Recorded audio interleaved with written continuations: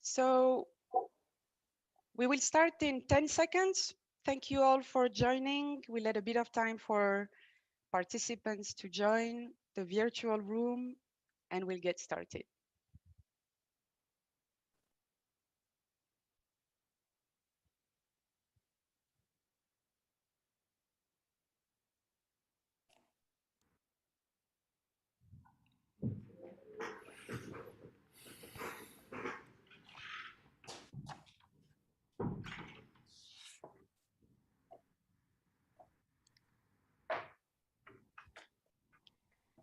Okay, I think we have a quorum to start. I suggest we get started then. Good morning, good afternoon, good evening, depending on where you are in the globe today, and welcome to this webinar on water governance in African cities as part of the OECD Water Days that were kicked off earlier this week. It's my pleasure to be your moderator for today's webinar. My name is Aziza Akmouche. I'm heading at the OECD the division that deals with cities, urban policies and sustainable development, where the water governance program is located. We'll have a good hour and a half today together, and let me say a few things before we get started. First, to invite all of you to follow us on social media using the hashtag OECD_local or OECD_ENV. Also to tell you that this webinar is being recorded and that the recording will be made available on the OECD website at the end of the day. To tell you all that you have both French and English interpretation, which you can access to clicking at the bottom of your ribbon on interpretation and using the language that you prefer. And to invite you all throughout this hour and a half to submit any question you may have, any technical challenge you may be facing, either via the chat or via the Q&A function. We have over 400 participants registered for this webinar today. We'll try to make it as interactive as possible with a number of polls throughout the meetings.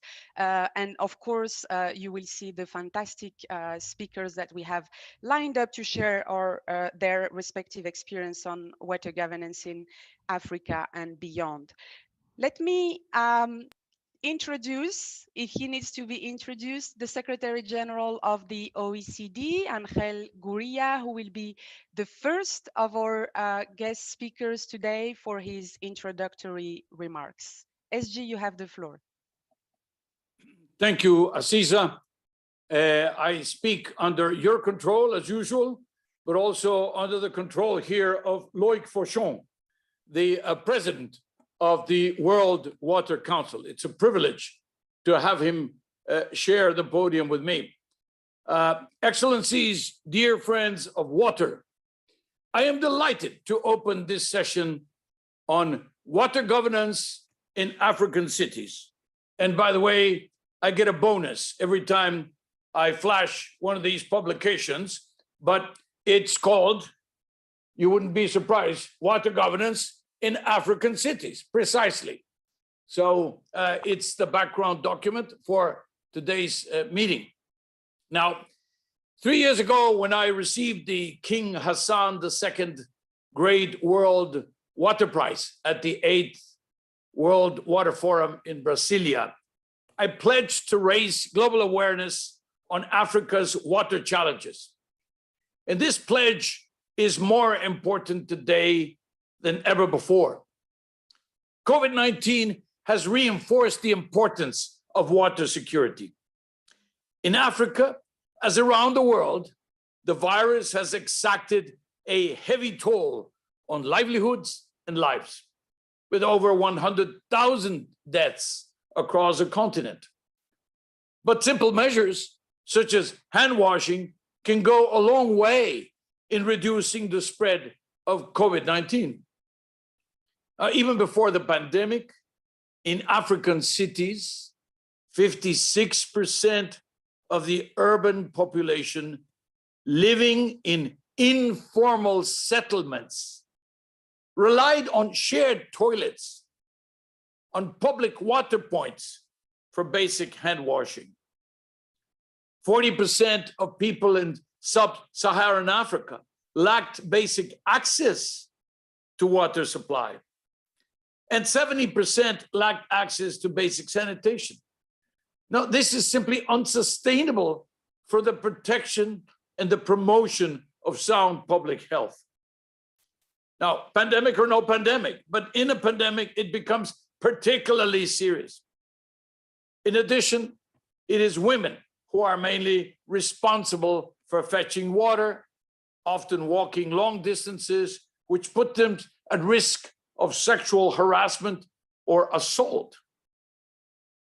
Now, access to clean water can save lives. Every hour, 115 people in African urban areas die from diseases related to improper hygiene, to poor sanitation, or contaminated water. If no action is taken to advance SDG 6, the Sustainable Development Goal number 6, on clean water and sanitation for all, 160 million Africans living in urban areas will have water stress, constant water shortages by 2050.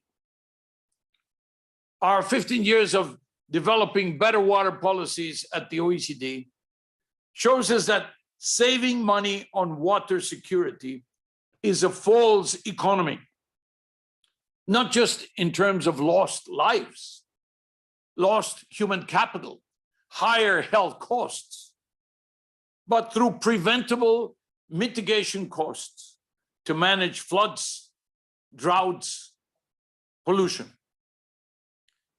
Investments in water security and economic growth are obviously interlinked. There are feedback cycles between vulnerability and exposure to water risks and water-related limits to economic growth.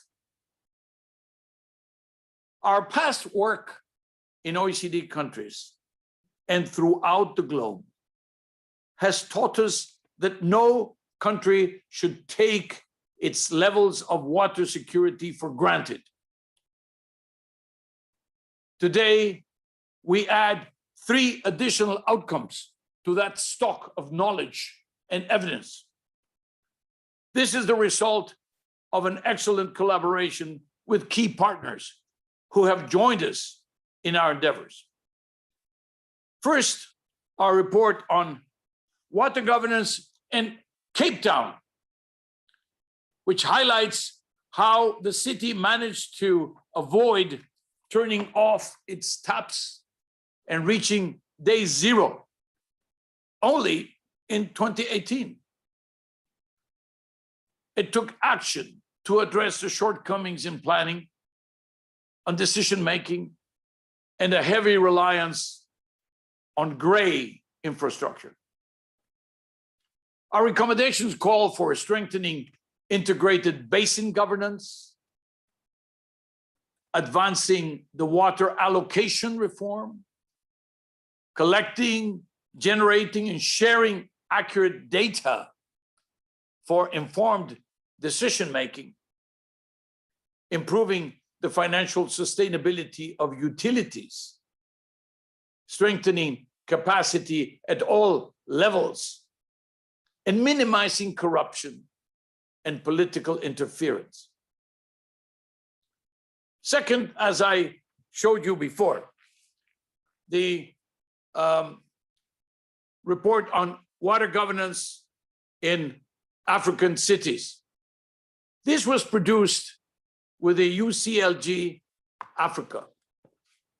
It assesses 36 African cities against the OECD principles on water governance. It emphasizes the critical role of cities in improving local water governance, not only to secure universal access to drinking water and sanitation, but also to manage floods, droughts, and pollution. And I wish to thank all mayors who are with us today for opening their books and sharing key challenges and best practices with us. And third, the planned launch of a roundtable of African mayors for water security. This will be at the 9th World Water Forum in Dakar in March of 2022. I'm happy to invite all African mayors to join us as a signal of their political commitment. And I would like to thank Loïc Fauchon for having allowed the space so that we could celebrate this event and for having invited us to join him in Dakar. As shown by the OECD Champion Mayors for Inclusive Growth initiative, Champion Mayors for Inclusive Growth, where the mayor of Dakar, by the way, has just joined us. Mayors have a significant role to play in tackling inequalities and improving well-being. And water and sanitation are key levers to get there. Cities oversee critical policies and investments related to land use, to solid waste, to infrastructure, environmental amenities. So all of the above essential levers to drive water security. So, dear friends, ladies and gentlemen, I am proud of what we have achieved over the last 3 years. And I would like to thank my colleagues in the Environment Directorate and ACISA, who have been real champions of the water issue at the OECD, championing the importance of water and the necessity to protect and preserve it, understanding that without it, none of us can thrive. Now, let me tell you a very short story. When I sought this job for the first time, 16 years ago, they asked me, what would be your priorities? I said, health, migration, and water.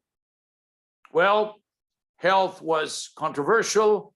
Migration, people thought that because I was Mexican, you know, I had my wet back because I was trying to swim around the Rio Grande or something like that. But nobody could understand why I wanted to have water as an issue. Today, everybody does. So I think there has been great progress there. So we can do more if we are united, if we are bold. Count on the OECD. Thank you.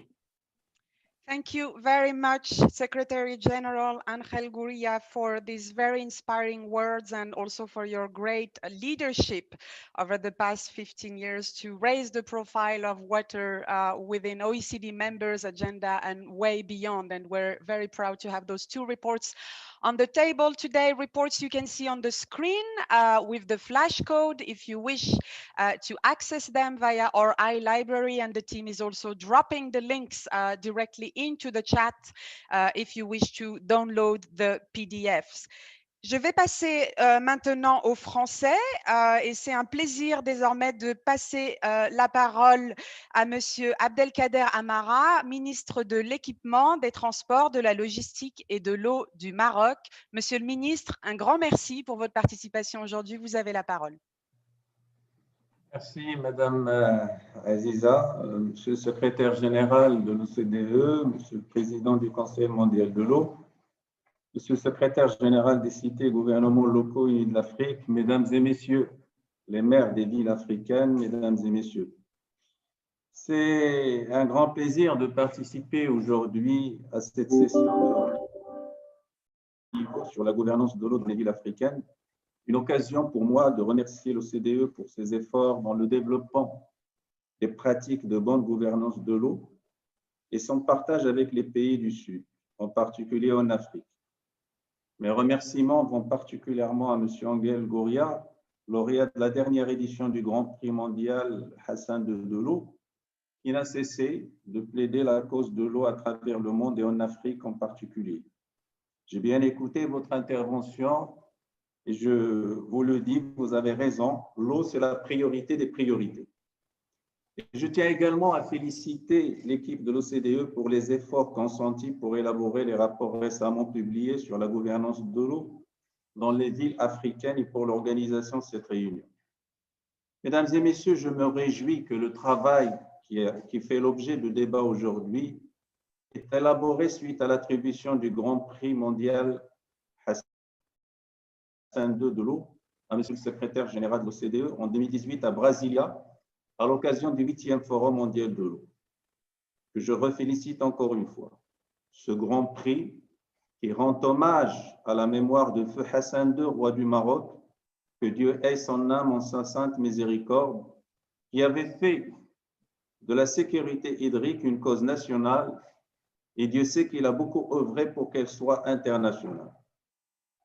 Le Grand Prix mondial Hassan II de l'eau, initiative conjointe du Royaume du Maroc et du Conseil mondial de l'eau, a été institué, comme vous le savez, à l'occasion du 2e Forum mondial de l'eau en l'an 2000. Décerné tous les 3 ans à l'occasion de la tenue de chaque Forum mondial de l'eau, il récompense les personnalités et les institutions ayant milité pour contribuer à apporter des solutions durables et équitables pour un accès à l'eau en quantité bien sûr suffisante et en qualité requise. Mes remerciements au Conseil mondial de l'eau, en l'honorable personne de son président, M. Luc Fauchon, pour son soutien, ses efforts louables pour faire de la cérémonie de remise des prix l'un des moments forts des forums mondiaux de l'eau. Mesdames et messieurs, la gouvernance de l'eau dans les villes africaines, permettez-moi de vous le dire, est un choix pertinent pour rappeler l'importance de la mobilisation des ressources en eau et Qu'est-ce que... Je crois qu'on a une petite perte de connexion au cabinet de Monsieur le ministre. démarche de planification anticipative et de gestion intégrée de ces ressources. Progressivement, le Maroc a bâti un modèle de gouvernance de l'eau basé sur un cadre réglementaire étoffé, une organisation institutionnelle constituée d'une multitude d'intervenants avec des structures de concertation et de coordination à l'échelle nationale et territoriale, avec comme fondamentaux une gestion intégrée, décentralisée et participative des ressources en eau qui émanent d'un soubassement législatif des plus précis. En l'occurrence, tout récemment, la loi 3615. C'est ainsi que récemment, le gouvernement a élaboré un programme national d'approvisionnement en eau potable et d'irrigation qui couvre la période 2020-2027 d'un coût global de 12 milliards de dollars qui a été signé devant Sa Majesté le roi Mohamed VI, que Dieu l'assiste, en janvier 2020.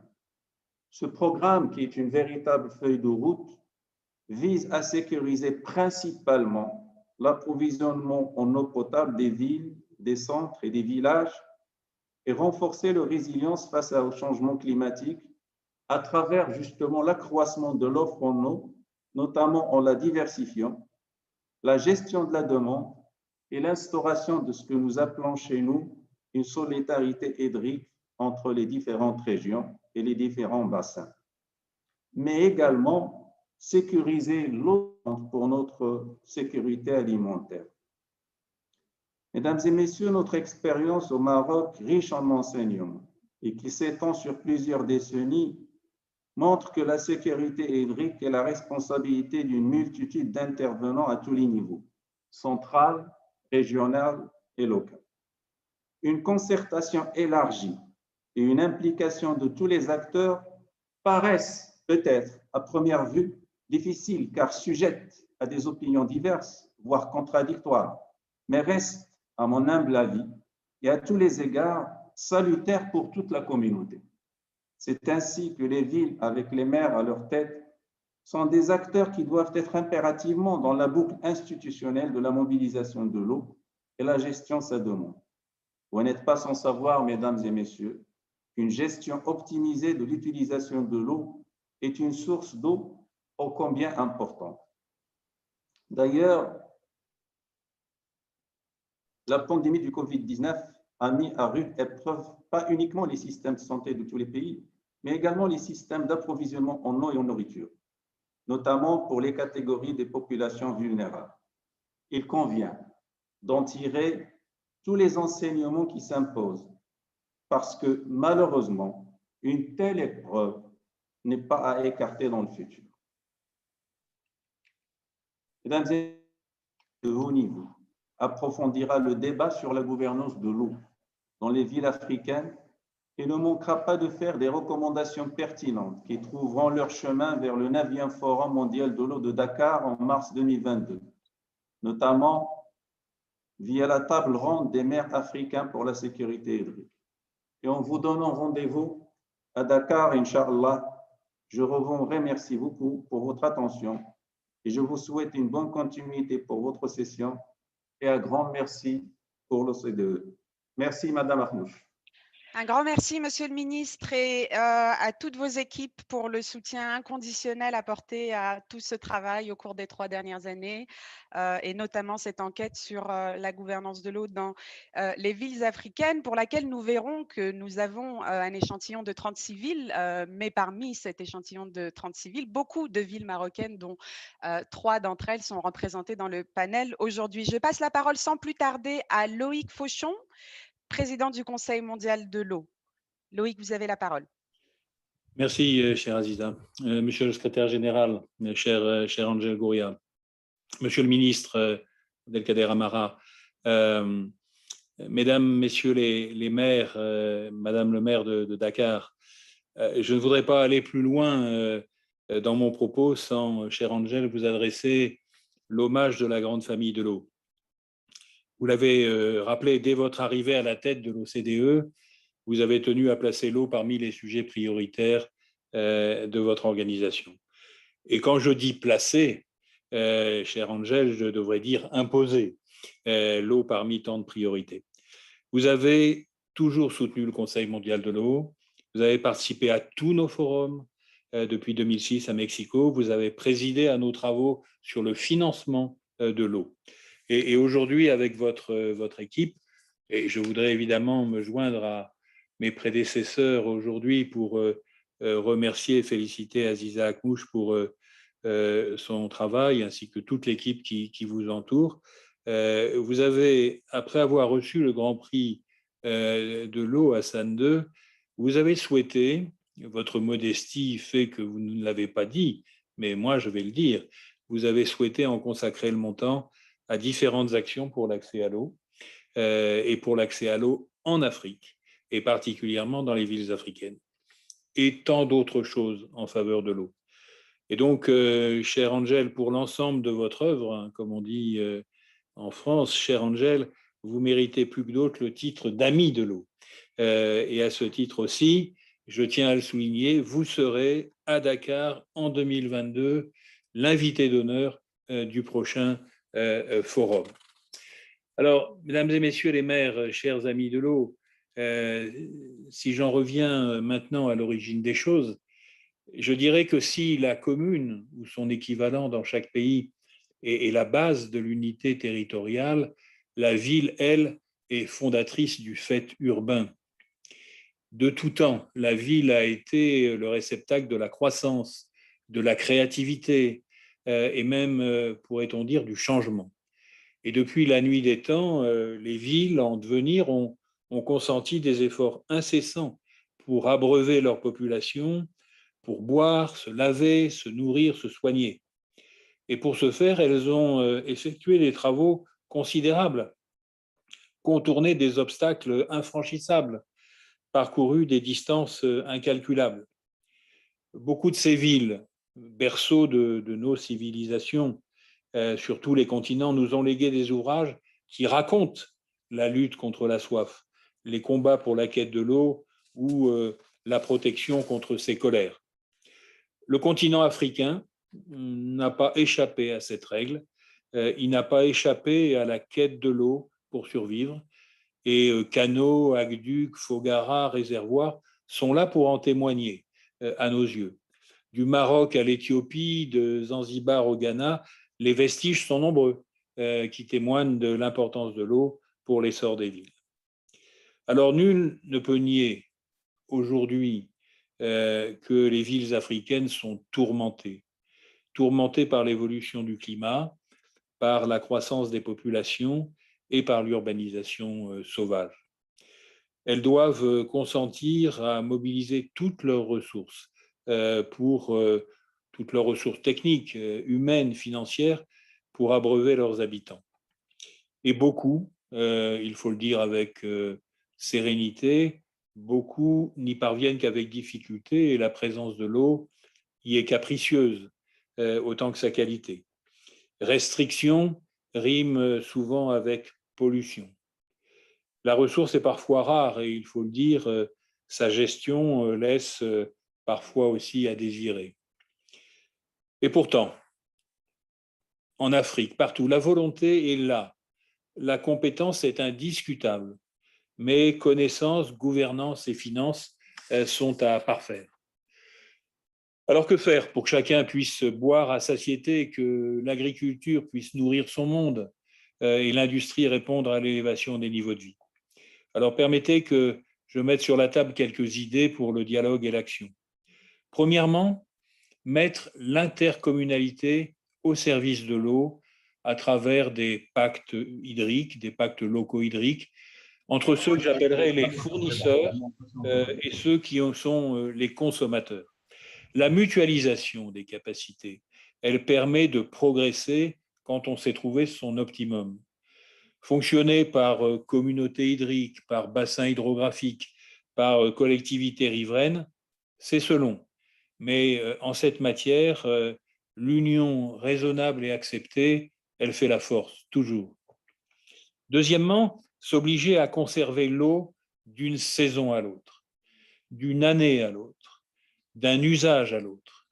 Alors qu'on parle de réservoirs, de retenues, de barrages, de réserves aquatiques, les capacités de stockage doivent correspondre aux besoins grandissants des villes en croissance.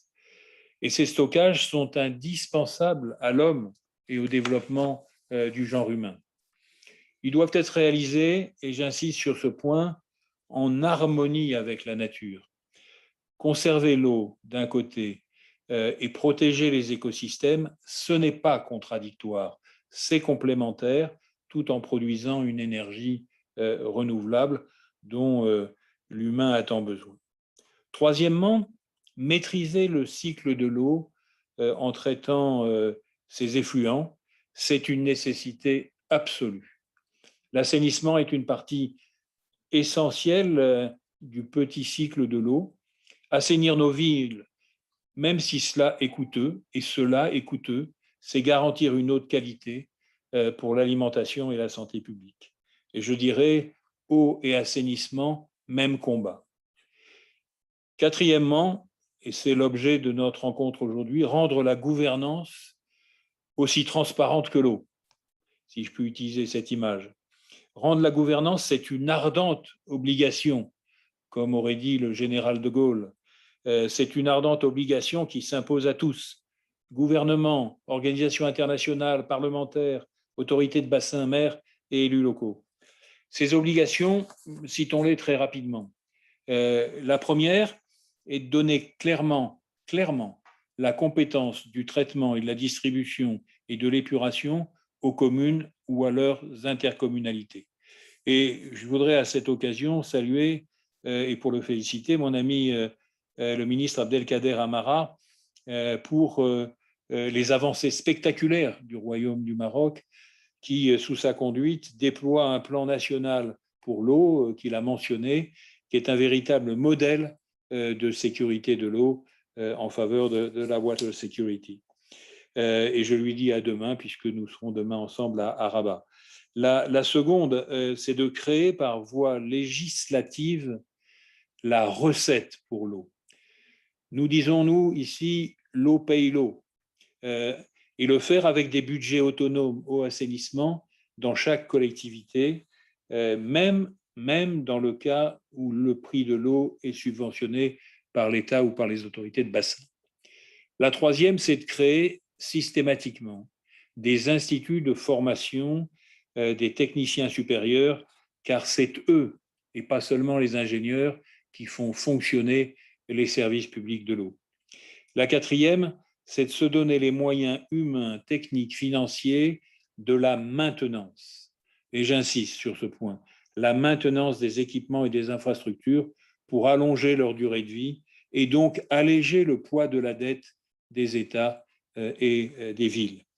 Et la cinquième, enfin, c'est de ne plus opposer, comme on le fait trop souvent dans les enceintes internationales ou dans les États, ne plus opposer les villes et les campagnes, de parler autant de smart city que de smart campagne, de smart rural areas. L'innovation digitale dans l'eau, elle appartient à tous et à tous les citoyens. Assurer les services essentiels dans les campagnes d'Afrique, c'est réduire l'exode rural et le gonflement des bidonvilles et de l'habitat précaire. Voilà, chers amis, quelques pistes parmi d'autres pour nos travaux cette année sur la route de Dakar, dont je voudrais ici tout particulièrement saluer la maire, Madame Soham El Wardini, avec laquelle le Conseil mondial de l'eau travaille comme avec le gouvernement sénégalais, main dans la main, pour faire de Dakar 2022 un moment que nous aimerions particulier dans l'histoire de l'accès à l'eau. Il y aura donc, Angel Gurria l'a dit, un forum des maires avec l'aide de l'OCDE, avec l'aide de CGLU. Nous vous invitons tous à être présents à Dakar et donc bonne route vers Dakar. Merci. Un grand merci, Loïc Fauchon, président du Conseil mondial de l'eau, pour ces rappels et aussi pouvoir avoir mis comme priorité du 9e Forum mondial de l'eau la problématique de l'eau dans les zones rurales en lien avec la problématique de l'eau dans les villes que le Forum traite depuis plusieurs années et qui permettra très certainement de dépasser le clivage dont vous parliez à l'instant. C'est avec grand plaisir que je donne maintenant la parole à Jean-Pierre Elong Mbassi, secrétaire général de CGLU Afrique, notre grand partenaire pour cette enquête sur la gouvernance de l'eau et la mobilisation exceptionnelle des 36 villes africaines. Jean-Pierre, vous avez la parole. Merci Aziza. Monsieur le secrétaire général de l'OCDE, Monsieur le ministre de l'Équipement, des Transports et de la Logistique de l'eau du Royaume du Maroc, Monsieur le président du Conseil mondial de l'eau, Madame la représentante de la Banque africaine de développement, Madame la directrice exécutive du Water Integrity Network, Mesdames et Messieurs les maires, honorables invités, Mesdames et Messieurs, tout d'abord, je vous apporte le salut des membres de l'Organisation des cités et gouvernements locaux unis d'Afrique, ainsi que celui de son comité exécutif et de son président, M. Eugène Ba, maire de Libreville au Gabon.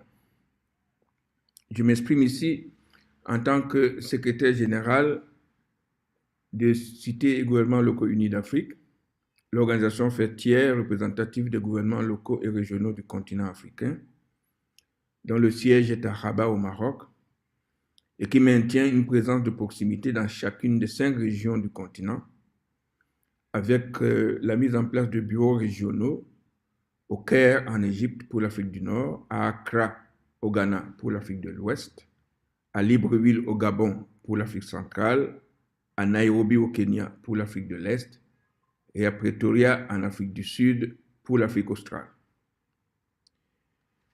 À l'entame de mon propos, je voudrais revenir sur l'hommage rendu au secrétaire général de l'OCDE, M. Angel Gurria. Je vais lui rendre hommage pour son engagement résolu à la cause de la sécurité, de la justice et de la solidarité internationale dans le domaine de l'eau. Angel Gouria a manifesté cet engagement déjà en tant que membre du panel d'experts financiers mis en place à la fin de l'année 2001 pour étudier les différents moyens d'amener de nouvelles ressources financières au secteur de l'eau, encore connu sous le nom de panel Camdessus, du nom de l'ancien directeur du FMI qui en assurait la présidence. Devenu secrétaire général de l'OCDE en juin 2006, il poursuivra cet engagement en maintenant l'attention de l'OCDE sur les problématiques de la sécurité hydrique et en organisant régulièrement les journées de l'eau de l'OCDE. Cet engagement en faveur de la mise en œuvre des principes de solidarité et d'inclusion afin de garantir la sécurité hydrique et de contribuer à la justice climatique a été reconnu à l'OCDE sous sa direction, qui s'est vu décerner le Grand Prix mondial à 102 pour l'eau le 23 mars 2018 à Brasilia lors du 8e Forum mondial de l'eau. Ce prix est une reconnaissance et une récompense de l'excellence et du parcours exceptionnel de ces titulaires et leur contribution. Alors, on a un écran gelé chez Monsieur Mbassi. Est-ce que vous nous entendez? La connexion n'est pas très bonne.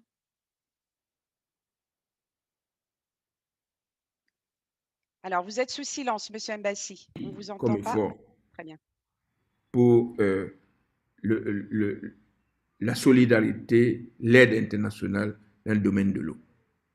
Il me plaît également de souligner que l'OCDE et le Conseil mondial de l'eau ont toujours montré une grande attention pour l'Afrique.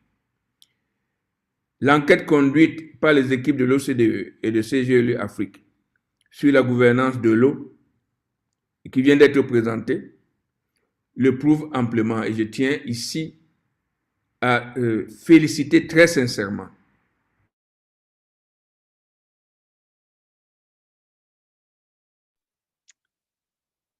Alors, l'écran est de nouveau gelé. Ça arrive au niveau des félicitations, c'est pas. Est-ce que vous nous entendez, Monsieur Mbassi? car il met l'accent sur le rôle des villes et des territoires dans la gestion et la gouvernance de l'eau. Rôle crucial, mais parfois mal reconnu. Ce travail met en relief la nécessité d'adopter une perspective territoriale pour toute politique de l'eau qui se préoccupe d'avoir un impact sur les populations et sur la préservation des écosystèmes naturels et de la biodiversité. Ce travail insiste sur la nécessité d'impliquer les collectivités territoriales dans la gestion intégrée des ressources en eau et sur la coopération entre les collectivités situées sur le même bassin versant hydraulique. Ce souci de la coopération décentralisée entre collectivités situées sur le même bassin hydraulique doit également permettre de développer des alertes précoces sur les conflits liés à la gestion et à la gouvernance de l'eau. L'étude sur la gouvernance de l'eau dans les villes africaines a montré le besoin de la mise en place d'un observatoire sur la sécurité hydrique dans les villes africaines que CGLU Afrique souhaite développer en partenariat avec l'OCDE et le Conseil mondial de l'eau. La production des profils de l'eau des villes qui a été amorcée avec cette étude doit être continuée d'ici mars 2022 pour couvrir le plus grand nombre possible de collectivités locales africaines. La table ronde prévue lors du 9e Forum de l'eau à Dakar en mars 2022 est un élément mobilisateur et CGLU Afrique s'engage à mobiliser tous ses membres à participer à cette table ronde. Nous souhaitons que cette table ronde apporte des réponses concrètes aux 5 problèmes majeurs identifiés lors de cette enquête: l'excès d'eau sous forme d'inondations et de catastrophes liées au mauvais drainage des eaux pluviales, l'accès insuffisant ou déficient aux services d'eau et d'assainissement, la qualité de la ressource qui doit être préservée pour éviter la pollution de l'eau, la rareté de l'eau pour diverses raisons, y compris la sécheresse, le changement climatique, la croissance démographique et l'urbanisation rapide, l'indigence des services d'hygiène publique des collectivités locales, dont l'importance est apparue très clairement avec la pandémie de Covid-19. La table ronde sera un moment privilégié pour discuter des conclusions et des recommandations du rapport établi à la suite de l'enquête. Et je voudrais ici dire que nous ferons tout ce qui est en notre possibilité pour que l'Observatoire de la gouvernance de l'eau que nous voulons mettre en place soit un point de ralliement de la communauté de l'eau qui s'intéresse au rôle des collectivités territoriales dans la gouvernance de l'eau. Je vous remercie pour votre attention. Un grand merci, Monsieur Elong Mbassi, ainsi qu'à vos équipes pour ce travail vraiment exceptionnel de coproduction, non seulement dans l'élaboration de l'enquête, mais aussi dans la mobilisation de ces 36 villes. Et nous avons vraiment été ravis de pouvoir travailler avec vous, mais aussi de continuer dans cette lignée avec, comme vous le soulignez, l'idée de mettre en place cet observatoire qui sera sous-jacent à la table ronde que l'on lance aujourd'hui et qui permettra de continuer le travail de production de données et d'analyse. Let me now switch back to English and to close this first round of panelists. It's my pleasure to introduce Alderman Xanthia Limburg, who's the mayoral committee member for water and waste in Cape Town, South Africa. We've been working with your teams for one of the two reports that the Secretary General launched earlier today, and we're very happy to have you with us today. Could you please tell us how you've been using some of these findings and what are some of your priorities going forward? Xanthia, you have the floor. I think you are on mute, Xanthia, if you can unmute yourself. Apologies for that. Now it's good, please. Thank you very much, and a very good afternoon from what's a very hot and warm day in Cape Town. In order to try and cut down on time, I would just like to say all protocol observed in terms of official welcomes.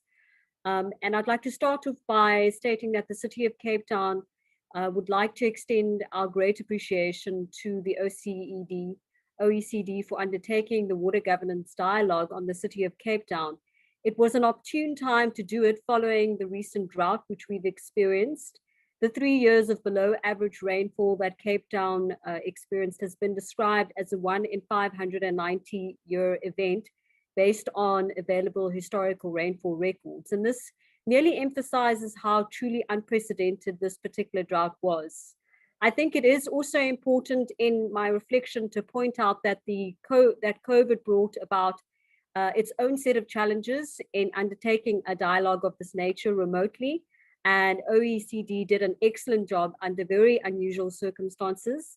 The city would also like to thank the Economic Development Partnership for helping to identify stakeholders and coordinating all of the discussion sessions that we've had. The recent drought that Cape Town has experienced has been relatively well documented to date, but overwhelmingly, Cape Town also became globally known as the city to have nearly run out of water. But through a joint and concerted effort, we avoided a day zero scenario, and Cape Town was able to steer clear of this crisis and adapt, as well as learn from this experience to shape a very different and more sustainable water future, one in which Cape Town aims to become more resilient to future drought risks. The many lessons learned from the drought were taken on board and translated into action through the development of Cape Town's water strategy, which our City Council approved in 2019, and we had a public launch of this last year. And I think it's encouraging that the OECD policy and governance dialogue complemented the City of Cape Town's water strategy, and in particular, Commitment 4, which speaks to shared benefits and managed risks from regional water resources. It was an opportunity to bring together a wide range of stakeholders together to get their views on challenges and risks facing the Western Cape water supply system, which we are dependent on for our water supply. And given the nature of the process, it was a very good opportunity for stakeholders to freely express their concerns, and the OECD report will serve as a valuable platform for further engagement. I believe that the engagement process is equally as important as the final report, and it is the city's wish and our desire to build a constructive, strong, trusted, and collaborative relationship with all stakeholders. Whilst the report of the OECD focused on the City of Cape Town, the recommendations pertain to water governance as a whole. And therefore, the City of Cape Town, other water users, and the National Department of Water and Sanitation all will have a very critical role to play in ensuring that the recommendations are implemented. There are also obviously COVID implications that need to be considered for developing greater resilience. There were 4 recommendations set out in the OECD report, and they entailed considering complete decentralization, improving financial sustainability, strengthening capacities, as well as improving transparency, integrity, and accountability, which I think we can all agree are incredibly important. For the purposes of time, I'd like to just briefly touch on 2 of the recommendations in the OECD report, the one being around decentralization. I think it's important just to point out in terms of the South African legislative environment, the implementation of the catchment management agencies is a function of the National Department of Water and Sanitation. And so in this regard, the city will support the National Department of Water and Sanitation. The city is in partnership with the World Bank as well as our National Department of Water and Sanitation. And we've just commenced a hydroeconomic study on the Western Cape water supply system. And this will hopefully help us further understand how the city's new water program, particularly Commitment 3, which looks at investing in sufficient, reliable water from a diverse set of sources, can best be integrated into the Western Cape water supply system, and how it also could potentially benefit the broader region as a whole. The second key recommendation that I briefly want to touch on for the purposes of the broader audience is around improving financial sustainability and strengthening capacities. Part of the city's water strategy does focus on the development of a transition plan to help the city move towards being a fit-for-purpose modern water provider. Financial sustainability and institutional capacity are key components of this transition plan. And our transversal programs or our action plans with set indicators are currently in the process of being developed in order to give effect to the objectives set out in our water strategy.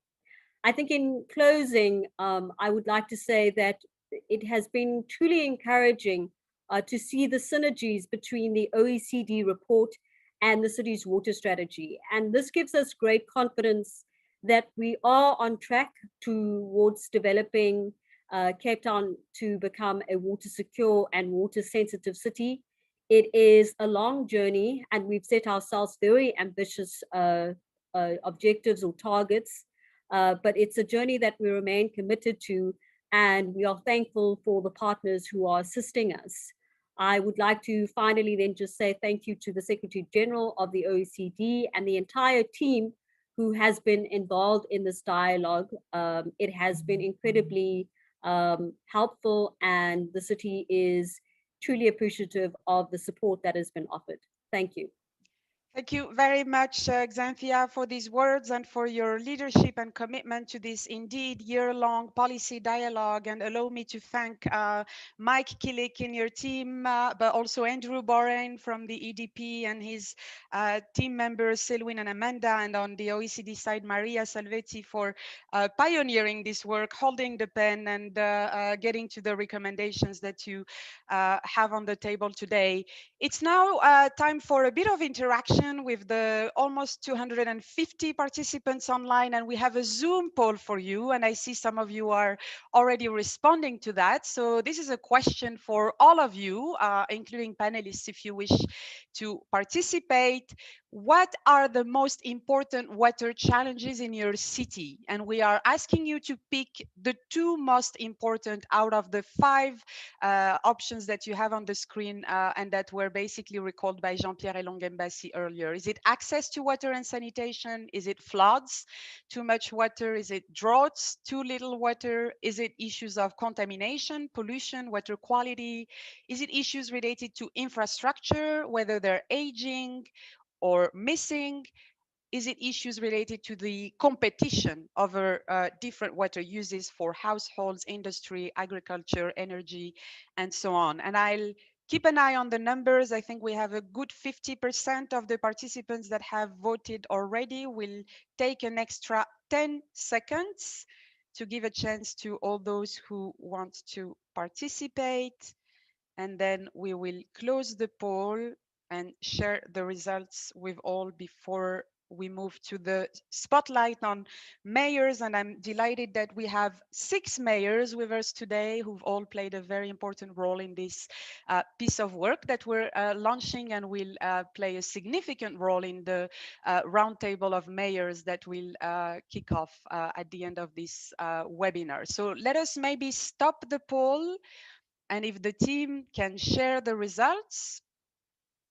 And what you see for a good 46% of participants today, and I'm saying we have about 250, a good 70% voted, is that access to water and sanitation services comes first, followed very closely by issues of water pollution, which indeed we're looking at in the report, and then aging or missing infrastructure, and then closely aligned competition over water uses, floods, and droughts. Thank you very much. We'll stop the poll here. And now get into our panel of mayors. We're not doing bad with time. We're running 5 minutes late, but I'm sure the mayors will help us all on time. And it's my pleasure to switch to French pour présenter la maire de Dakar au Sénégal, Madame Soham El Wardini. On est ravis de vous avoir aujourd'hui, non seulement comme ville hôte du 9e Forum mondial de l'eau et comme ville qui a fait beaucoup en matière de sécurité hydrique ces dernières années, mais aussi comme nouvelle membre du réseau des maires champions pour la croissance inclusive de l'OCDE. Madame la maire, vous avez la parole. Alors, je vais juste vous demander d'enlever le mute. Voilà, parfait. Merci beaucoup de me donner la parole. Monsieur Angel Gouria, secrétaire général de l'OCDE, Monsieur Abdelkader Amara, ministre de l'Équipement, des Transports, de la Logistique, de l'eau du Royaume du Maroc, Monsieur Loïc Fauchon, président du Conseil mondial de l'eau, Monsieur Jean-Pierre Elon Massi, secrétaire général de CGLU Afrique, Monsieur le Président Mohamed Boudra, Mesdames et Messieurs les maires, chers collègues. Je voudrais donc tout d'abord dire tout le plaisir que j'ai de prendre part à cette session qui nous interpelle directement en tant que collectivité territoriale, mais qui intervient à 1 an de la tenue du Forum mondial de l'eau à Dakar. Chez nous à Dakar, ce n'est pas une compétence transférée. Je me réjouis donc d'avance de ce moment durant lequel nous souhaitons un engagement fort de toutes les collectivités territoriales du monde. Le manque d'accès à l'eau est la première cause de mortalité au monde. L'Organisation mondiale de la santé définit l'accès à l'eau comme la possibilité de disposer d'au moins 20 litres d'eau par personne et par jour à partir d'une source salubre dans un rayon d'1 kilomètre. Face à cet enjeu majeur et au regard de la croissance démographique de l'Afrique, il urge pour les pouvoirs publics de s'impliquer davantage pour la mise en œuvre d'actions à fort ancrage local qui permettront une intervention pragmatique, proche du terrain et prenant en compte les spécificités locales. Selon la Banque mondiale, 92% des ménages de Dakar ont accès à l'eau potable. 79% de la population urbaine bénéficient d'un branchement individuel au réseau. Les autres comptent sur un branchement collectif proche de leur logement.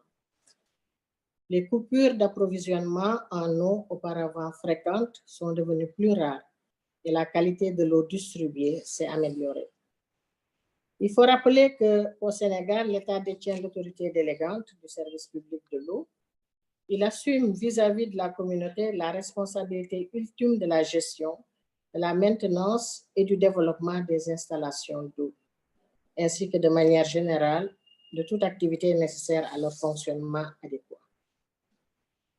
Mais il faut que nous réfléchissions à l'implication des collectivités territoriales dans la gouvernance de l'eau, notamment pour arriver à un accès universel. Vous me permettrez aussi de féliciter l'OCDE pour la production du rapport sur la gouvernance de l'eau dans les villes africaines. En effet, avec une participation de plus de 40 villes africaines, dont la ville de Dakar, cette étude nous montre l'importance d'impliquer les collectivités territoriales dans la gouvernance de l'eau. Le pari du développement ne pourra être effectivement gagné que de la base vers le sommet. Ce rapport est le résultat d'une coproduction entre la ville de Dakar et les services de l'État du Sénégal. Je voudrais à ce titre remercier tous les contributeurs qui ont permis la réalisation de ce travail important. Dakar, donc, en tant que ville hôte du 9e Forum mondial de l'eau, est fidèle à sa longue tradition d'organisation et d'accueil d'événements de portée internationale.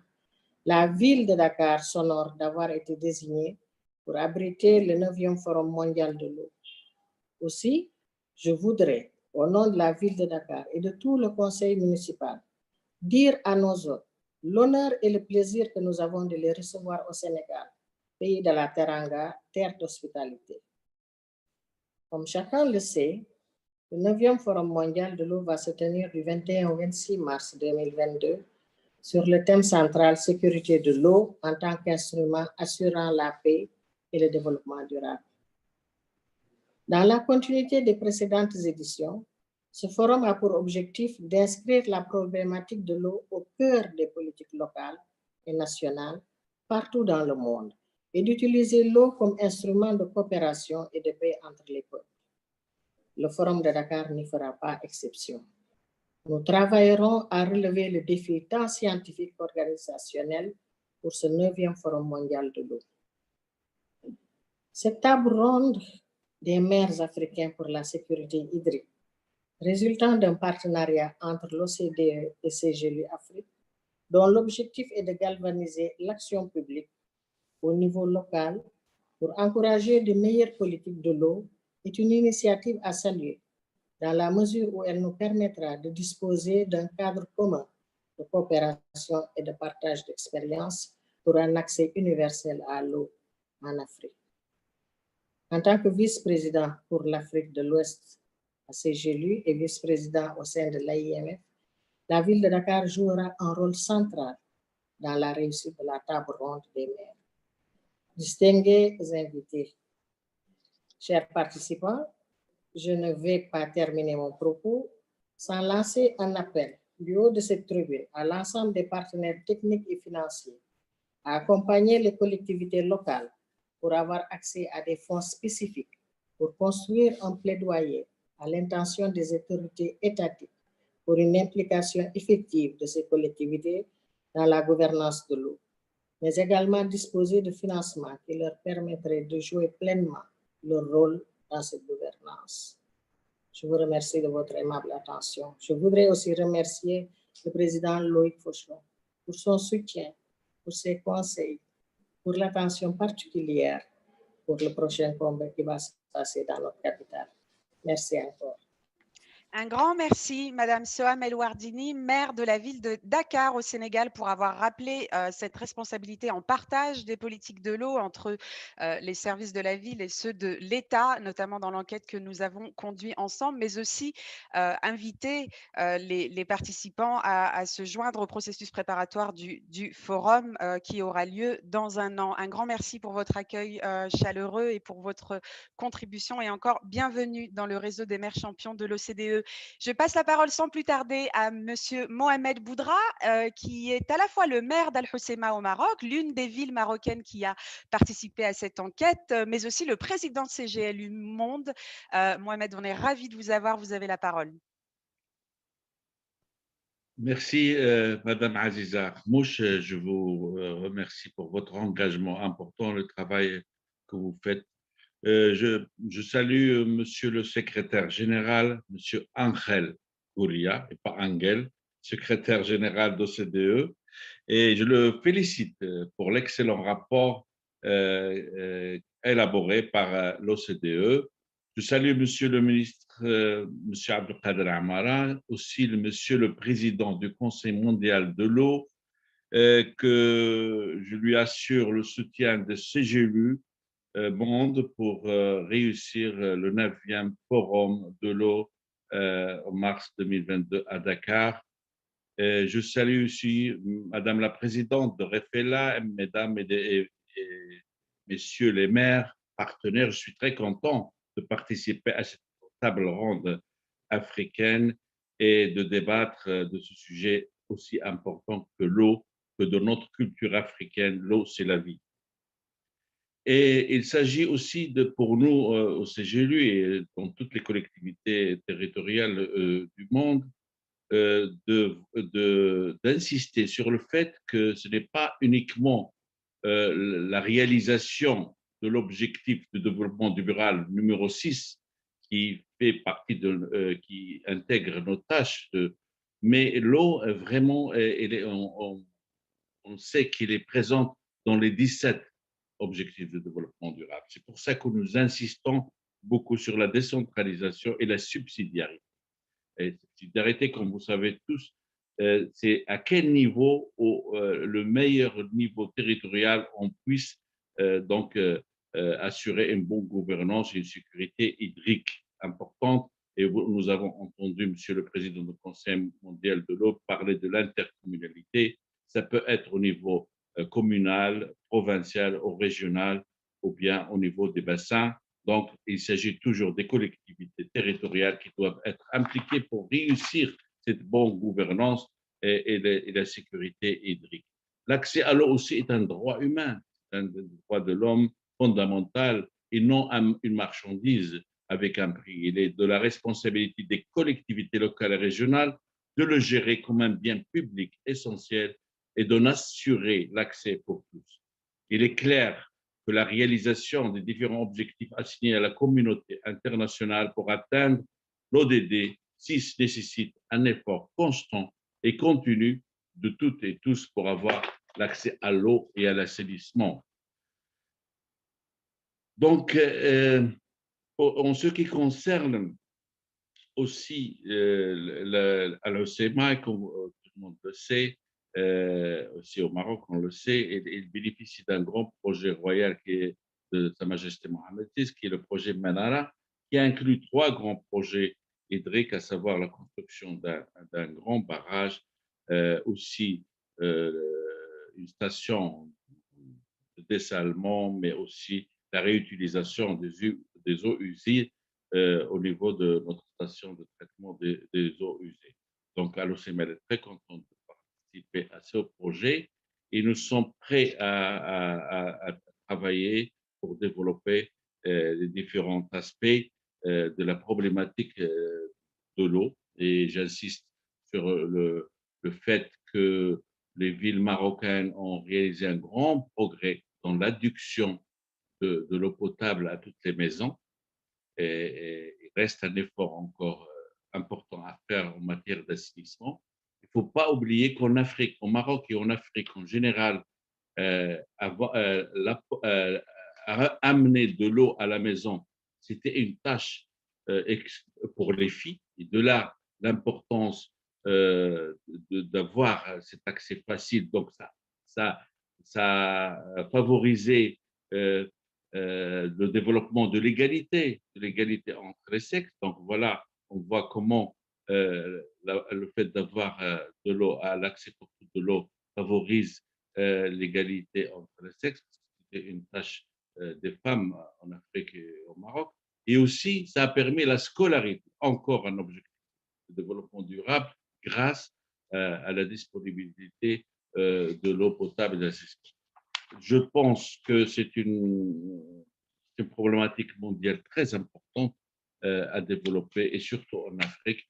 Je remercie CGLU Afrique et Jean-Pierre Glon-Mbassi pour son travail constant, et je souhaite à Madame Ouattara le succès pour le forum mondial, le prochain forum mondial à Dakar, et nous comptons sur la participation des maires pour le forum des maires pour avancer et apporter des solutions à nos communautés qui attendent beaucoup de ces élus locaux et régionaux qui font de la politique de proximité et qui sont les plus proches des citoyens. Merci beaucoup. Un grand merci, Monsieur Boudra, maire d'Al Hoceima au Maroc et président de CGLU Monde, pour ces paroles et pour le soutien que vous apportez aussi au lancement de cette table ronde des maires africains pour la sécurité hydrique dans le cadre du processus préparatoire sur les autorités locales du forum. Et je passe sans plus tarder la parole à Monsieur Mohamed Sadiki, maire de Rabat au Maroc. Monsieur le maire, bienvenue. On est ravis de vous avoir avec nous. Vous avez la parole pour 5 minutes. Merci beaucoup, madame. Je m'excuse, je suis un peu enrhumé. Monsieur le ministre, monsieur le secrétaire général de l'OCDE, monsieur le secrétaire général de CGLU Monde, monsieur le président du Conseil mondial de l'eau, monsieur le président de CGLU Monde, cher ami et maire de Hoceima, c'est Mohamed Boudra, messieurs les maires et présidents ici présents, chers experts, assistants, ravi d'être avec vous aujourd'hui. Je saisis l'occasion pour remercier l'OCDE et monsieur le secrétaire général pour son rapport, son excellent rapport sur l'eau et la gouvernance de l'eau en Afrique et surtout sur les villes africaines. Et aussi de remercier monsieur Jean-Pierre Elong-Bassi pour la mise en place d'une table ronde qui réunit les maires des villes africaines autour d'un thème très important.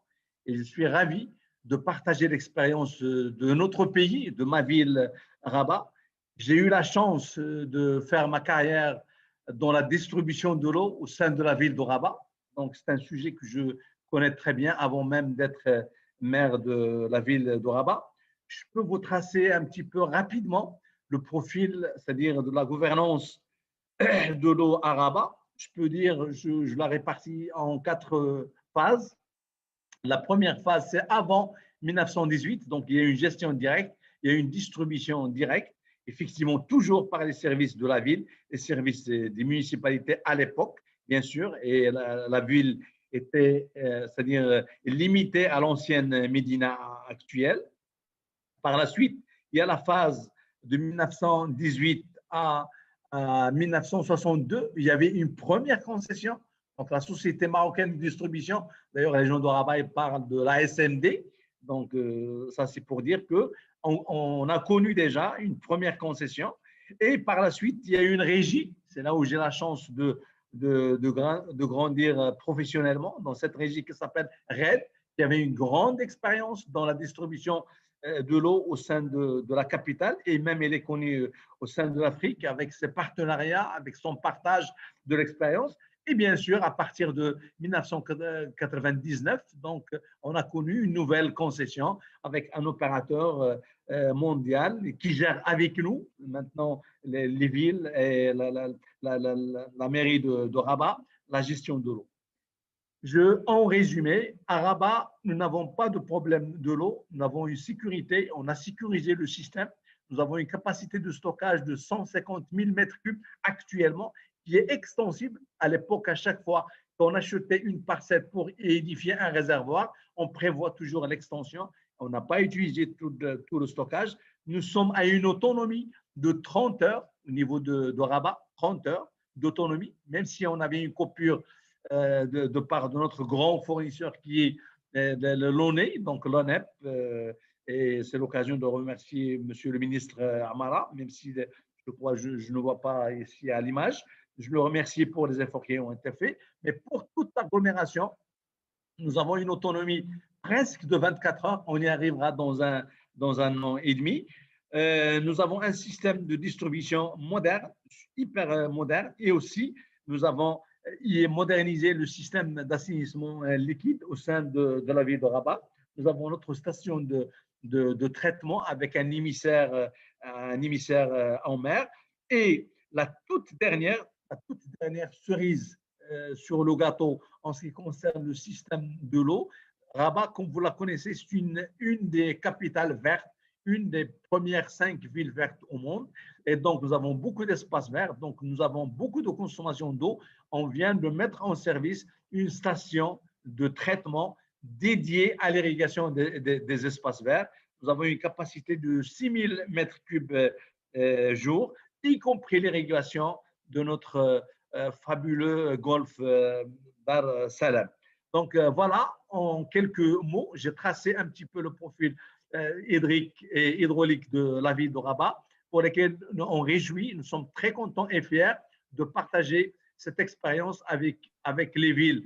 Premièrement, avec les villes africaines, avec qui nous sommes liés par des partenariats, avec toutes les villes africaines et pourquoi pas aussi avec toutes les villes à l'échelon mondial. Merci pour votre attention. Un grand merci, Monsieur le maire Mohamed Sadiki, maire de Rabat au Maroc, pour le rappel de ces principales étapes du développement des réseaux et de l'eau de l'assainissement dans la ville de Rabat et les derniers développements y afférents. Et je passe maintenant la parole à Mohamed Sefiani, maire de Chefchaouen, ou pour ceux qui ne la connaissent pas, la ville bleue au Maroc. Monsieur le maire, vous avez la parole pour 5 minutes. Merci beaucoup, chère Aziza, Monsieur le secrétaire général de l'OCDE, Monsieur le ministre, Monsieur le secrétaire général du Forum mondial de l'eau, Monsieur le président de CGLU Monde, mon ami le maire de l'FCMA, Mohamed Boudra, Monsieur le secrétaire général de CGLU Afrique, cher Jean-Pierre Mbassi, Mesdames et Messieurs les maires, chers participants. Donc, tout d'abord, je tiens à vous remercier de m'avoir invité à partager avec vous un certain nombre d'idées de réflexion par rapport à un sujet très important pour nous au Maroc, en Afrique, dans le monde, et c'est la question de l'eau. Je suis maire de la ville de Chefchaouen, une ville intermédiaire qui se trouve au nord-ouest du Maroc. Comme a dit Aziza, on l'appelle aussi la ville bleue parce qu'elle est colorée en bleu, et il y a aussi une des raisons de sa fondation il y a plus de 5 siècles, parce qu'il y a une source d'eau très très importante qui s'appelle Ras El Ma, et une des raisons de choix du site pour fonder la ville de Chefchaouen. Et l'eau, elle est très importante pour nous en termes de planification, d'importance. C'est pour cela, au niveau de tous les plans stratégiques que nous réalisons depuis des années, il y a la question de l'eau, il est hyper importante, que ce soit l'eau potable ou l'assainissement liquide. Et bien sûr, il y a un mode de gouvernance au niveau de l'eau, au niveau de la ville, qui est un mode de gestion délégué qui est confié à l'Office national de l'eau potable. Et là, cette décision elle a été prise il y a plus de 20 ans par bien sûr le conseil municipal à l'époque, et c'était une décision qui était saluée, et parce que il y avait des problèmes de ressources humaines, des problèmes de ressources financières et logistiques pour gérer une denrée qui devient de plus en plus rare. J'ai dit c'est une ville qui a une source importante, mais le débit de cette source-là, elle peut varier de 1400 litres secondes à 50 litres secondes, pour voir un peu comment ça varie, en fonction des années et de la pluviométrie, sachant que la province de Chefchaouen est une des provinces les plus pluvieuses au niveau du Maroc. C'est pour cela les changements climatiques et les différentes sécheresses qu'a connu notre pays ont poussé les décideurs au niveau national, au niveau provincial, au niveau local à mettre en place un certain nombre de stratégies, et notamment tout d'abord la sécurisation de l'eau potable. C'est pour cela actuellement il y a un projet important qui est mené par le ministère de l'équipement et de l'eau, le ministère de l'Intérieur et d'autres partenaires et l'Office national de l'eau potable, pour sécuriser la ville de Chefchaouen en amenant l'eau à partir d'une vingtaine de kilomètres, à partir d'un barrage avec tout le système, le complexe hydraulique, tout ce qui est traitement, pompage, refoulement, etc., pour alimenter la ville en cas de sécheresse dure. Ça veut dire c'est une réserve d'eau, toute installation, tout un investissement qui est très, très important, qui est mis en place pour sécuriser l'alimentation en eau potable en cas d'une année ou de 2 années de sécheresse qui est dure. Et ça, c'est important. Et il y a une chose au niveau du distributeur, donc du point de vue technique, moi, j'ai travaillé dans ce secteur, moi aussi, comme mon ami, c'est Mohamed Sadiki, maire de la ville de Rabat, dans la distribution d'eau potable et de l'assainissement. Et il y a ce qu'on appelle le rendement des réseaux. Là, le gaspillage qui se fait lorsque nous avons un réseau de distribution d'eau potable qui n'est pas en bonne qualité. Donc, le rendement, ça veut dire qu'on doit minimiser le nombre de mètres cubes, le volume de mètres cubes qui pourront déborder. C'est pour cela qu'on est passé à peu près d'un rendement de 40% à un rendement à peu près qui dépasse 70%. Ça veut dire seulement une 20% à peu près, 25% qui est perdu au lieu de 60% qui était auparavant, grâce aux efforts qui sont réalisés par l'Office national de l'eau potable dont nous avons donné la gestion déléguée de notre réseau. Il y a aussi un sujet qui est très important, c'est les branchements sociaux. Les branchements sociaux, donc maintenant nous avons un taux de desserte, un taux de branchement qui pratiquement 100% grâce à plusieurs initiatives et notamment l'initiative nationale de développement humain qui appuie les familles défavorisées à se connecter au réseau d'eau potable.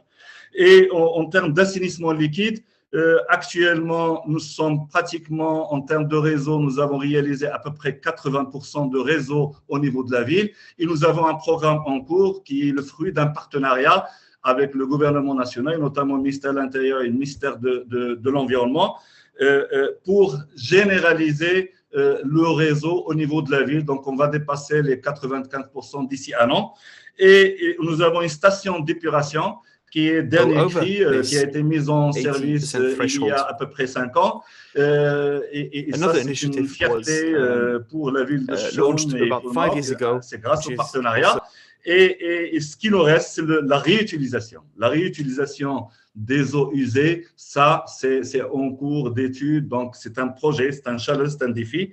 Et aussi, ce que je pourrais dire par rapport à cette question de l'eau, dans ma ville, au Maroc et en Afrique et dans le Global Sud en général, c'est que l'accès aux finances et notamment finances climat, il pourra beaucoup aider à mieux investir dans ce domaine-là qui exige beaucoup d'investissement. Et je pourrais dire que tout ce qui est les fonds climat, tout ce qui est l'accès à la finance climat en termes, et surtout le volet adaptation pourra nous aider en ce terme-là. Nous, au niveau de CGLU Afrique, je salue Jean-Pierre et Si Mohamed Mbou et toute l'équipe, nous avons la task force climat de CGLU Afrique. Et bien sûr, le sujet de l'eau, il est très, très important, aussi important que le sujet de l'énergie, bien sûr. Et nous travaillons dans ce sens-là. Et je pense que l'idée de créer un observatoire de l'eau pour capitaliser donc conjointement entre l'OCDE et CGLU Afrique, c'est une très très bonne initiative. Et bien sûr que je crois que l'ensemble des maires de l'Afrique pourront saluer et appuyer. Je termine ça et je vous remercie. Un grand merci, Monsieur le maire, Mohamed Sefiani, maire de la ville de Chefchaouen au Maroc, pour avoir relayé ce message très important sur les questions d'infrastructure et au-delà et les développements en cours sur votre territoire. And I'm now delighted to invite the mayor of Banjul in the Gambia to step in. Mrs. Lowe, you have the floor. Thank you very much for giving me the floor to talk about this issue of water that is taking away a lot of my energy as I manage my city, Banjul, the capital of the Gambia. All protocols respected. Honorable colleagues, we will all agree that with rapid urbanization and migration, Africa is experiencing high population growth, more than expected, and this comes with the demand of services. Water is of very high demand, not only in Banjul, but almost all over the Gambia, and this situation aggravates the already existing pressure for water needs. Water is critical for our well-being, prosperity, and security. It is indispensable for poverty eradication, food security, gender equality, and protection of our environments. In the city of Banjul, we use water provisions and access to water for all as part of our inclusive city strategy. Of course, we still encounter serious water challenges, from water shortage, poor water quality, lack of sanitation facilities like water system toilets, to water-related disasters such as flooding and droughts. The lack of access to good quality water, as well as insufficient quality, remains one of the biggest issues that we confront. and I need to manage this almost on a daily basis as a mayor. Water governance is highly centralized in the Gambia, and local governments are not key stakeholders in the management of water. However, when there is trouble, we are called in to be the firefighters, be it for water shortage, poor quality, flooding, drought, etc. Drinking water supplies is virtually managed by the national government. Urban drainage and foods are controlled and managed by national government. Presently, we're experiencing severe pressure of water provisions due to climate change, which is also changing the rain patterns. We had to understand when the rainy season starts and ends due to climate change. Much humidity as we are by the sea, and river dryness, especially during the dry seasons, as we are faced with extremely weather conditions. In the rural communities, their moderator and honorable colleagues and crowded slums, it is the municipalities that provides water because we want to avoid a situation whereby people do not have water at all or die from poor water quality. It is important for us to remember that one of the World Health Organization COVID-19 pandemic protocols is the frequent hand washing with soap under running water. You can bear with me that water shortage can aggravate the pandemic. Honorable colleagues, moderator, the challenges in the management of water in the city of Banjul and by extension the Gambia is that water governance is centralized system with lack of involvement of the municipality who are in charge of the provisions of basic services as by the decentralized law. This implies that water policy is not localized. Water shortage, as you may know, for many countries, including the Gambia, represent the most pressing challenge to socio-economy and human development. Some communities lack sufficient water, especially the overcrowded settlements and rural communities, where in most cases, the water extensions have not been provided. Water quality, honorable colleagues, are also a challenge. Water population, due to human activities like intensive use of fertilizers and pesticides in agriculture, constitutes a threat to water sustainability and availability, including its negative health and environmental effects. Inadequate wastewater and waste management are also causing water pollution in the city. The use of groundwater has increased significantly, and many communities depend on groundwater sources, be it water wells or boreholes. Wastewater goes back into the soil, especially in the groundwaters, and pollutes the water that communities depend on. Honorable mayors, the way forward, we need to mitigate all these challenges in order to address the water issue in cities. I would prefer to talk about local strategies to respond to water needs because they are the ones I can implement as a mayor. Water governance, honorable mayors, I believe that there is an urgent need to develop sustainable and equitable ways of managing water using a participatory approach. This can be facilitated using multi-level and multi-stakeholders dialogues, which in turn will foster development. Water shortages are happening in communities that are not yet to be connected to pipe-borne water, and in some rural areas, investing in programs that protect water bodies, preserve water, and use water is very important. Water quality, honorable mayors, actions are needed to improve water quality by controlling waste as well as wastewater management, which for now is in the hands of the central government. There is need to put measures in place to promote the sustainable management of groundwater, as many communities depend on it. Education and sensitization, honorable mayors, it has become necessary to include water conservation in school curriculums to allow the young ones to know the importance of preserving water and considering it as a scarce and precious commodity.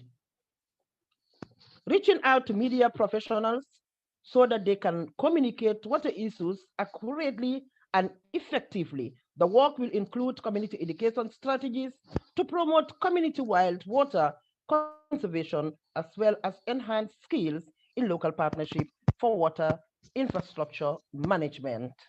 In conclusion, honorable colleagues, given these challenges, there is a need for a change in how water and water resources are managed, which for now are centralized towards an all-inclusive participatory approach. I will end by saying that it is crucial to manage water efficiently using a multi-stakeholder and multi-level governance approach. This will foster transparency and good governance in the management of water. I therefore want to welcome the African Mayors Roundtable on Water Security, and I urge all my colleagues to take part in this noble cause that will save lives of the vulnerable and taking place in my second home, Dakar, under the custodian of nobody other than my dear mentor, Mayor Solham El-Wadin. I thank you all. Thank you so much, Mrs. Lowe, Mayor of Banjul, the capital of the Gambia, for reminding us the critical actions to take, from awareness raising all the way through education, infrastructure, and other types of incentives you have spelled out to make water a priority at the local level and to develop those place-based responses that you need, in particular in highly centralized contexts. Now, my pleasure to turn to our next speaker, et je vais passer la parole à Madame Makoura Dao. On a une bonne dizaine de minutes de retard. Je préviens l'audience et j'espère que tout le monde nous accompagnera jusque la fin. On a une petite surprise à la fin avec une dernière interaction si le temps nous le permet. Je vais inviter les trois prochains participants, les participantes en l'occurrence, à être aussi synthétiques que possible pour tenir dans les 5 minutes que nous vous avons accordées. Madame Makoura Dao, vous avez la parole. Et il va falloir, voilà, vous mettre... Non, je crois que vous êtes sous silence encore. Très bien. On vous écoute. Merci, Aziza. Monsieur le secrétaire général de l'OCDE, Monsieur le ministre de l'Équipement, des Transports, de la Logistique et de l'Eau du Royaume du Maroc, Monsieur le président du Conseil mondial de l'eau, Monsieur le président de CGLU, Dr Boudra, Monsieur le secrétaire général de CGLU Afrique, Monsieur Lombassi, Mesdames et Messieurs les maires, chers collègues, honorables participants. Le problème de l'eau en Afrique est d'abord le problème des femmes et des filles du continent. L'eau est le problème de la femme au niveau de la famille, pour l'approvisionnement en eau de boisson, pour la cuisson des aliments, pour de la vie économique au niveau des communautés, pour les activités agro-pastorales, le maraîchage, pour la valorisation des produits de la chaîne alimentaire, ou encore pour la sauvegarde de la ressource, tant les femmes veillent sur la protection de l'environnement, des sources d'eau ou des forêts sacrées. Une étude publiée en 2015 par la Banque mondiale, par la Banque africaine de développement, estime qu'environ 40 milliards d'heures de travail des femmes et des filles en Afrique subsaharienne sont consacrées chaque année à la collecte de l'eau, ce qui correspond à une année d'emploi de l'ensemble de la force de travail d'un pays comme la France. Les femmes et les filles d'Afrique consacrent en moyenne 15 à 17 heures par semaine aux tâches relatives à la corvée de l'eau, qui nécessitent parfois de parcourir quotidiennement plus de 5 km à pied. Tout ceci pour dire que la question de l'eau rythme la vie quotidienne de la femme africaine de multiples manières. Par conséquent, le réseau des femmes élues locales d'Afrique que je préside ne peut être indifférent à une discussion portant sur la gouvernance de l'eau dans les villes africaines. Le REFELA salue l'important travail d'enquête fait par l'OCDE en collaboration avec CGLU Afrique et félicite les équipes qui se sont mobilisées dans ce travail pour la qualité du rapport produit. Par ailleurs, le REFELA est heureux de constater que le gouvernement du Sénégal et le Conseil mondial de l'eau ont prévu l'organisation d'une table ronde des maires pour la sécurité hydrique dans les villes africaines au cours du 9e Forum mondial de l'eau prévu à Dakar en mars 2022. C'est le souhait le plus cher du REFELA que les femmes élues locales du continent africain soient partie prenante de cette table ronde, car le regard des femmes sur la sécurité hydrique est celui de personnes pour lesquelles cette question a une importance capitale pour la qualité de leur vie et de celle de leur famille. C'est aussi la raison pour laquelle le REFELA souhaite que les données collectées pour décrire la situation et les objectifs de la sécurité hydrique soient présentées également, suivant la perspective du genre. Monsieur le ministre, Monsieur le Président du Conseil mondial de l'eau, les élus locaux d'Afrique, dans leur grande majorité, sont des maires des communes rurales, donc qui vivent au quotidien cette souffrance de leurs administrées femmes pour la corvée d'eau. Aussi, se sont-elles engagées pour faire de la question de l'eau la priorité des priorités. C'est pourquoi elles investissent dans les projets de création des forages améliorés, certes au profit des populations, mais beaucoup plus pour la femme, car le forage amélioré a pour avantage de 1. Réduire la pénibilité de la corvée d'eau, 2. Assurer la qualité de l'eau, 3. Avoir un accès permanent à l'eau, et 4. Constituer un facteur de santé. En tout état de cause, le REFELA s'engage à sensibiliser ses membres pour qu'ils participent et contribuent à la préparation de cette table ronde et promet de tout mettre en œuvre pour que les résolutions qui seront prises à la suite de ces travaux soient concrètement traduites sur le terrain.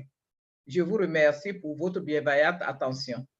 Un grand merci, Madame Makoura Dao, maire de Fumbolo en Côte d'Ivoire et surtout, dans le cadre de cette intervention, présidente du réseau des femmes élues d'Afrique, pour avoir rappelé à quel point l'eau est à l'intersection des questions de genre et les conséquences qu'un mauvais accès à l'eau et à l'assainissement peuvent avoir en termes de genre et d'égalité homme-femme, mais aussi pour le soutien que vous apportez aujourd'hui à la table ronde des maires africains. And this provides us with a very good introduction, or let's say transition, to our next speaker. And I'm delighted now to pass the floor to Mrs. Amel Hamza, the Division Manager for Gender and Women Empowerment within the African Development Bank. Amel, you have the floor. Thank you very much, Aziza. Good morning, good afternoon, colleagues, guests, speakers, or protocol observed. I'm really pleased to be here. And actually, I'm pleased to also to represent the African Development Bank and my colleagues, the water and sanitation sector. I would like actually to start by saying that without repeating repeating what have been said, that there are 3 areas which is very crucial at the moment in considering water supply and sanitation in the continent. I think one of them, it was alluded to, is of course the population growth. And the other one is urbanization and the increase of urbanizations and increase of cities. And the third one, of course, the impact of COVID. I think the impact of COVID is not just because of the increase of demand, but because due of the nature of COVID, because of the lockdown and because of the curfew in some of the cities, that even the operation and maintenance of the system has been impacted. And I think here is also, we have to think really out of the box. How can we do it for the coming few months while within the current crisis? It's also the financial sustainability of the utilities has been impacted. I think these are 2 things that is really in addition to the, of course, the increase of the demand. Regarding the report on the water governance in the African city and the water governance in Cape Town, The report is really, it gives really a good lessons of how we as stakeholders in the water sector can respond to crisis.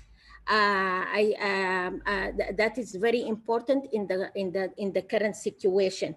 It also provides insights for policy dialogue, and it also provides insight of what it could be done in terms of the institutional strengthening.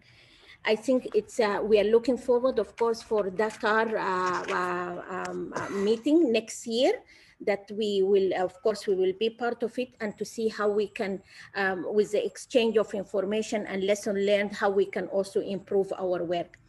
In terms of the African Development Bank, of course, we have a set of frameworks in terms of water supply and sanitation, the African Union 2063 agenda. We have, of course, the SDG. We have our 10 years strategy, which is water is the center of it, the 10 years strategy, and the high five. When you went through the statistic, actually, there is also something on the competing demand of water. And we can see that from the high fives. We have high fives in the African Development Bank for the Light Up Africa, Feed Africa, Industrialize Africa, Integrate Africa, and improving the quality of life for African. Water, of course, fit perfectly in improving the quality of life, but at the same time is a cross-cutting through all the other. It's also needed for energy, needed for agriculture, needed for industrialization. How can we manage the different competing demand? Therefore, water resource management is a very important concept and very important principle that we have, all of us as in the water sector, to observe. We have also our gender strategy, which is actually one of the main pillars is the gender responsive infrastructure. And of course, water and sanitation is in the heart of it. How can we make water and sanitation sector that is gender responsive? How can we make it inclusive? How can we make it address all the people needs? And in this way, I wanted just to flag two issues, which is I think it's important to keep always in mind that we don't want to leave anybody behind. So the services has to reach everyone and everybody. And therefore, the voice of everyone is very important. You have to listen to all individual and all institutions in the water sector. I think the second point, which is I want to flag, water is not a one sector. Water has a multi-stakeholders. And I think the previous speaker from Gambia, the mayor, also spoke about the multi-stakeholders. So when we come in, you can't just address water in isolation of what is happening. Health, education, agriculture, energy, communities, schools. So it's really, it has a multi-sectors, and therefore you have to take the view of all these people. What we have been doing so far, of course, the African Development Bank is working closely with with governments, with line ministries, with civil society, with communities, with local authorities on how to provide water supply and sanitation in a more sustainable way. And therefore, we adopted the participatory approach. We consult greatly with all the stakeholders. We like to see actually, or we make sure that all the stakeholders are part of the design, the preparation, the implementation. We work closely with institutions for strengthening their capacity in monitoring and evaluation. We work closely also with institutions for outreach program. How can they outreach? How can they actually connect it to the different stakeholders and taking their views into account? So we have various, all projects, of course, are in the 54 countries in Africa. And we try also to take lessons from place to place, and then we can improve our engagement and improve our delivery. In terms of participation. I will invite you please to start concluding. Okay, the last point, I think the participation is very important, and representation. And here I think I will talk about women, female representation. and we tackle it in the different projects, how we can actually increase the representation of women, sometimes by actually having internship for female engineers so they can also be part of the sector development. Thank you. Thank you very much, Amel Hamza, Division Manager for Gender, Women Empowerment at the African Development Bank. Thank you very much for sharing work that AFDB is doing these days to respond to some of the challenges that were spelled out by the different mayors, and also for putting a spotlight on women in particular. And now I turn to our last speaker, and I thank you all. We still have about 200 people online for your patience. I've been doing my best, but we're running slightly behind schedule. But I do want Barbara Schreiner, Executive Director of the Water Integrity Network, to take her full 5 minutes for her contribution to this conversation. Barbara, you have the floor. Thanks very much, Aziza. And I will try to stick within my 5 minutes. Secretary General, Mr. Minister, distinguished mayors, all distinguished colleagues, and those participants who have stuck with us this long. Thank you very much for enabling me to be part of this. It's been a very, very interesting discussion so far, and I think that the reports that have been presented have been tabled by the OECD are really excellent and a very valuable addition to the discussion on governance issues in the water sector. And I must say that as a South African, although I'm currently based in Berlin, these issues are of particular interest to me, the African cities and of course the Cape Town issue. The Water Integrity Network has a particular interest in governance, but particularly in the issues of integrity, transparency, accountability, and participation. We've been working in Africa for many years, particularly in Kenya and Benin, but we've also been active in Zambia, in South Africa, and Mozambique, in various countries over the years. We're also working very strongly at the moment with AMCAR and with ESOAS, the Eastern and Southern African Association of Regulators. Last year, we released a report on corruption in South Africa called Money Down the Drain. In 2019, we launched a report on improving integrity in public finance management in the water sector in Kenya, with tax policies and public money. And we've worked globally with water utilities in trying to improve their integrity.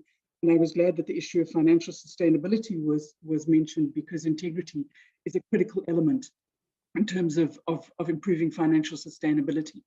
So we work with both government and civil society in order to try and improve integrity practices. And I think looking at the reports that were tabled, they were very, very interesting. It's very clear that there are some good practices that are happening around integrity and transparency, but there's much more that can be done. And I think it's important also at this point to say that to achieve integrity, and integrity is an aspirational target for people. To achieve integrity, it requires transparency, it requires participation, which the previous speaker mentioned as well. It requires very much accountability, that people can be held accountable for their actions. And then it also requires very specific anti-corruption programs and actions. The OECD report pointed out that 20% of respondents from 34 African countries who had tried to obtain either water, sanitation, or electricity utility services claimed to have paid some kind of bribe between 2016 and 2018. That's 1 in 5 people trying to access services. There was also in the African Cities report on integrity and transparency, it's clear that there's a lot of work that still needs to be done at the city level, improve the practices that will achieve greater integrity. In 58% of the surveyed cities, the water accounts are separated from city accounts so that one can clearly look at what is happening in the water revenues and spending. But in less than half of the cities, were there clear procurement processes or clear budget transparency principles applied. And that is really quite disconcerting, because without clear procurement processes and without clear budget transparency, the process of integrity and accountability becomes seriously problematic. It's very, very difficult. Only 1/3 of the surveyed cities have annual disclosure of financial information, water and sanitation services, or random audits or anti-bribery management systems in place. Again, these are important things that should be in place, and it really indicates where work can be done in African cities in order to improve things. And I think one of the reasons, you know, in problems of failures of integrity in water and sanitation, whether it's in urban or in the entire space, cause a significant loss, financial drain from the sector. So a recent report from Latin America talks about how an aggressive program, anti-corruption program, could save up to 16% in the water and sanitation sector. Now that's just financial savings. That's an enormous amount as we move towards trying to meet the SDGs. 16% frees up a lot of money or reduces the overall cost significantly. But it also reduces the problems of poor service delivery, of poor construction, failures in construction, lack of maintenance. So it plays out in terms of economic costs, social costs, and financial costs. So the savings from investing in integrity processes is actually one of the best return on the investments. And I see I have 1 minute left, so I will try to be good. Just 2 last points. As the Water Integrity Network, with our partners, because we are a network, we have put together something called the Water Integrity Global Outlook 2021. And it is specifically focused on integrity in urban water and sanitation. And we will be launching it in August this year. It deals with both the challenges that one finds around integrity in the urban water and sanitation sector, but also looking at what people have done, what can be done. But it's very focused on trying to bring to the table solutions and positive approaches to say you can make a difference. People have made an incredible difference, and it is possible. And then the last point I wanted to make is to say that we're also, in terms of the 9th World Water Forum, WIN is convening the Working Group on Integrity and Transparency for the World Water Forum. And there are at least 3 areas that are being looked at the moment for initiatives and sessions. One is around local government. One is around Parliament and civil society and how the two can work together better for better oversight of integrity in the sector. And then the third one is around civil society responsibilities, including with a strong focus on the youth. And on that note, Aziza, let me hand back to you and say thank you very, very much for this opportunity. Thank you so much, Barbara Schreiner, Executive Director of the Water Integrity Network, for reminding us those very important points, and also for linking to the stream you are covering as part of the World Water Forum prep process. With my apologies again to all for the slight delay in the timing, but we have the opportunity, and I see we have a large quorum with most of the participants still online, to engage in a second and last iterative exercise. So we'll use a different software this time. We'll use Mentimeter. You have 3 ways of accessing it. You can, if you have a flash code, do exactly what I'm doing now and flash it with your, if you have a smartphone, and flash it with your smartphone, and you'll get into the web page for the poll directly. Otherwise, you can click on the link that is provided in the chat box. And a third option is that you just go to www.menti.com and you enter the password that you see on the screen. We will leave this on the screen for an additional 10 seconds. And here is the question that we are asking you to provide inputs for. How do you think the Roundtable of African Mayors for Water Security that is being launched today can raise the profile of water challenges in African cities? And you can put up to 5 different keywords.